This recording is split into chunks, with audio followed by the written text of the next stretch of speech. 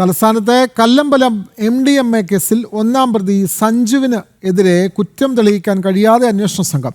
ലഹരി കടത്തിന് പിന്നിൽ സഞ്ജു ആണെന്ന് തെളിയിക്കാൻ പോലീസിന് വ്യക്തമായ തെളിവുകൾ ലഭിക്കുന്നില്ല.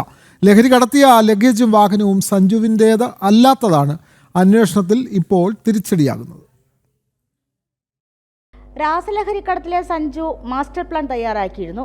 1.25 കിലോ MDMA എയർപോർട്ടിലൂടെ കടത്തുന്നതിനെക്കുറിച്ചും അഥവാ പിടിക്കപ്പെട്ടാൽ തടിയൂരുന്നതിനെക്കുറിച്ചുമായിരുന്നു പ്ലാനിംഗ്.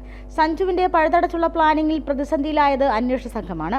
ലഹരി കടത്തിന് പിന്നിൽ സഞ്ജുവാണെന്ന് അന്വേഷണ സംഘം ഉറപ്പിക്കുന്നു. എന്നാൽ കോടതിയിൽ തെളിയിക്കാൻ സഞ്ജുവിനെതിരെ വ്യക്തമായ തെളിവുകളില്ലാത്തതാണ് പ്രതിസന്ധി. സഞ്ജുവിന്റെ ലഗേജിൽ നിന്നോ കാറിൽ നിന്നോ അല്ല ലഹരി കണ്ടെത്തിയത്.